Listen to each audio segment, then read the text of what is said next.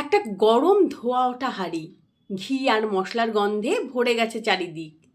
ভেতরে ফুটছে ভাত, তার মাঝে টুকরো টুকরো মাংস।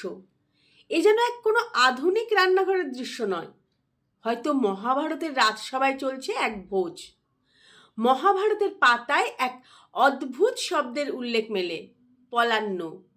পল মানে মাংস, অন্ন মানে ভাত, অর্থাৎ মাংস মিশ্রিত ভাত, যা আজ আমরা বলি বিরিয়ানি। নমস্কার, আমি কাকলি। আমি আজও আপনাদের সামনে একটা গল্প নিয়ে চলে এসেছি। পলান্নই কি আজকের বিরিয়ানি? সেই গল্প। কেউ বলেন মুঘল বাদশাহদের হাত ধরেই নাকি এই বিরিয়ানি পদের জন্ম। মমতাজ বেগম নাকি সৈন্যদের শক্তি যোগাতে এমনই এক খাবারের কথা বলেছিলেন, যেখানে থাকবে পুষ্টি, শক্তি আর স্বাদ, তিনই একসঙ্গে। আবার কেউ বলেন আরবের ব্যবসায়ীরাই এনেছিলেন এই পদের বীজ ভারতবর্ষে।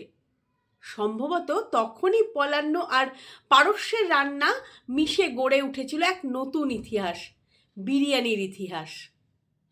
কালক্রমে মুঘল দরবারের খাস পদ হয়ে উঠল এই খাবারটি। আজ সেটি পৌঁছেছে রাজসভা থেকে রাস্তায়, কলকাতার ফুটপাত থেকে পাঁচতারা হোটেল। এক হাঁড়ি বিরিয়ানির ঘ্রাণেই মিলেমিশে যায় গোটা ভারত। তাই পরের বার বিরিয়ানির হাঁড়িতে ঢোকার আগে একটু ভাবুন, আপনি কেবল খাবার খাচ্ছেন না, ইতিহাসের এক টুকরো স্বাদ নিচ্ছেন। কেমন লাগলো আজকের গল্প? ভালো লাগলে লাইক, শেয়ার আর কমেন্ট করবেন। ভালো থাকবেন সবাই।